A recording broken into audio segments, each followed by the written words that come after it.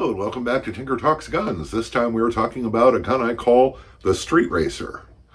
Now, I don't name guns because I'm weird, although that's, as may be. I name them based on function simply so that when I'm discussing them with people online or my friends, they know which gun I'm referring to because I have more than several. So Street Racer is because I intended this to be a 1911 carry gun that was suitable for shooting casual matches, like ASI or some such. And so street for carry and racer for race gun. And it shares characteristics of both race and street guns. Duh. Now, the genesis of this gun started actually decades ago when a very good friend of mine, Lee, who was a survival hobbyist, decided to build the ultimate fighting 1911. And he actually made some very good choices. The trigger and the internals are all top quality and very good indeed. But he kept it as stock as possible for reliability. So it had a conventional 1911 recoil system, bushing and barrel. And I don't know if he intended to replace the GI sights, but he left them. And eventually, when he was satisfied with what he had, he sent it off to get some kind of high-tech Teflon coating. And this wound up taking a little longer than he'd anticipated. And so he wanted something to carry in the meantime and decided to try out a Glock and quickly became a convert to the Holy Church of Glock. And I say that jokingly, but honestly, Glocks are genuinely excellent pistols. So when he got it back, by the time he eventually did, he was not so much interested in it anymore. And it wound up as a collection of completely stripped down parts in a box with a Teflon coating that I can only describe as baby shit green. Pardon my French, but you see what I mean. But he never reassembled it, and it sat around for a very long time in the box. And he frequently came over to dinner, and one night when he did, he brought it over in the box and said, could you reassemble this for me? And I reassembled it, and he promptly gave it to me, which I was very appreciative of. And subsequently, Lee has passed away. God rest his soul. And I have kept the gun as a monument to our friendship. Now, the thing is, even though I understand what Lee was doing and I appreciate it for what it was, it doesn't really meet my preferences for a 1911. I like bull barrels, I like full-length guide rods, I like a lot of things that he did not see fit to include. And but I didn't want to change the gun because it was Lee's gun, made Lee's way, and given to me. And that was important. Years later, I mentioned to Linda that because she commented that I didn't shoot it very often, and I said, well, it's not really what I prefer. And of course, being Linda, she said, make it what you prefer. And I said, I really don't want to because it's a gun I got from Lee, and it's sort of a memorial to him.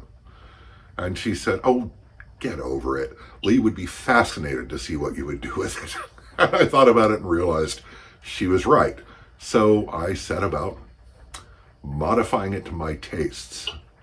And it does remain near and dear to me because of the connection with my friend and because he gave me the pistol.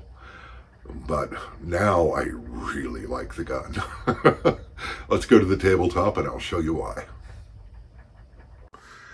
Okay, first of all, I want to mention, I've been meaning to mention for several videos now, that this mat, with its nice half-inch increment grid, was my son Tony's idea, and I think it was a very good one. So, thank you, Tony. So, the Street Racer, first off, let's unload and show clear. Okay, so, starting with the frame is Sistema Colt, which is a license-made Argentinian Colt, and they're very high quality, so that was a good choice. The slide, I am informed by 1911 boffins, is actually a surplus slide, one of a batch that was made semi-finished for the government so that they could be fitted up for national match shooting like Camp Perry, but still looked like a normal, military issue 1911. This one was never used and was surplused, and my friend Lee found it at a discount, which he was pretty good at doing. When it came, it had standard GI sights, which are awful, and it was the aforementioned green color. You can see he has, I'll set it up with a commander hammer, an extended trigger, but the other controls as I got it were pretty much straight GI.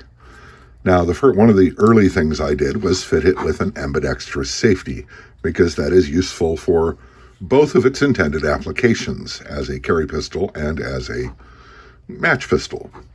I also flat-topped the slide, and I fitted it with XS speed sights, where instead of lining up in a conventional fashion, basically you put the ball on top of the white line.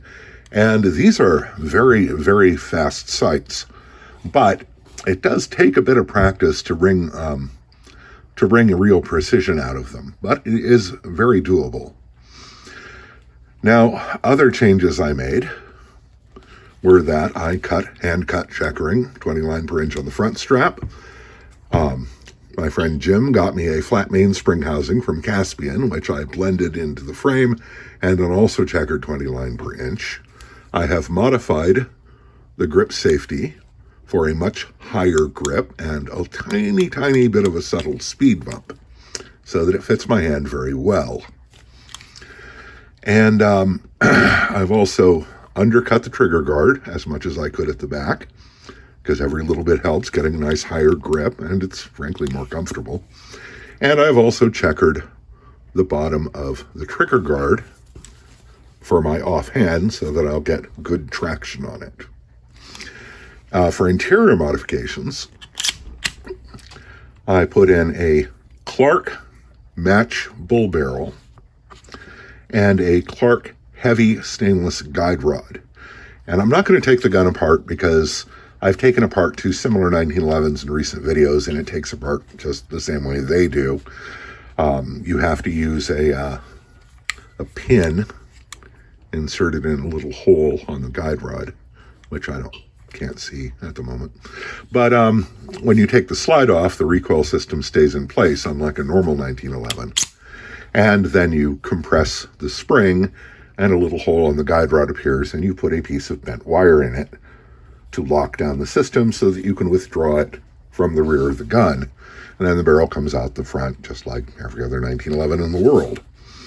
I did not add an extended magazine release because this is a carry gun and I can hit it without shifting my grip. Notice much. So I have left that as it is in the interest of street practicality. I did have to make a reverse recoil plug for the slide, and my experience is decades out of date. I did not understand how modern recoil plugs work. Typically, you would ream out a hole in the inside of the stirrup, this part, to accept the recoil plug. And the recoil plug is smaller diameter so that you can do that. Well, I didn't know that, and I cut the slide into the stirrup for the recoil plug and discovered that it did not match up. It was much smaller. It was not a happy thing. So I got a piece of steel and turned this one out on the lathe. And as you can see, it works just fine. The gun will hand cycle empty cases out of the magazines, which is nice. It is very, very reliable. Although when I installed the new ejector, I did need a new ejector. The old one wore out. I did have to install a new ejector and modify it so that it would eject the cases properly. So the grips are quilted maple that I made because I do that. And honestly, the safety works just as it should, but it's not really as mechanically positive as I would prefer. And at some point, I may delve into it and see what I can do about that. But all in all, this is a very nice shooting gun. The bull barrel gives you a lot more fixed weight up front, which helps to helps to shorten the duration of muzzle flip. Also, I am told the bull barrel's mass slightly slows down cycling, which has the effect of softening the feel of the recoil impulse. And that does in fact seem to be the case. The trigger on this gun I have not interfered with. It is not particularly light. I would guess it between 5 and 6 pounds. But for a carry gun, I'm okay with that. And it's very crisp. The traditional phrase is like breaking a glass rod. And the reset is very, very short. So this is a pretty easy gun to shoot accurately at speed. It does have a slight deficit if I'm trying to do double taps, which is that there's enough mass that when the slide slams forward, if I double tap too fast, the muzzle dips down, and even at 7 yards, it'll drop the second shot 5 to 8 inches. So I don't do double taps with this gun. Well, not much. What I do is controlled pairs, where I fire a pair of shots as fast as I can reacquire the sight picture, which, as you can probably see in the video, is pretty fast. And now that I've said that, I don't remember if the shooting video includes double taps or controlled pairs or whatever. The perils of being an idiot. So anyway, I've also relieved the back of the slide slightly to facilitate thumb cocking. Not because I'm an advocate of carrying condition 2, but because if you have a failure to ignite, it's very fast to recock the hammer for a restrike. And since I've got the Russian Murom primers, that's been very handy. I also, frankly, I like the way it looks. I think it's neat. So there you have it.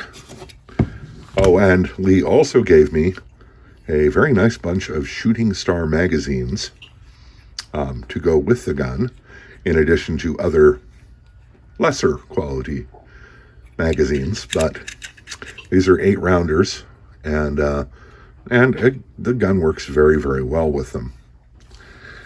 So there you have it.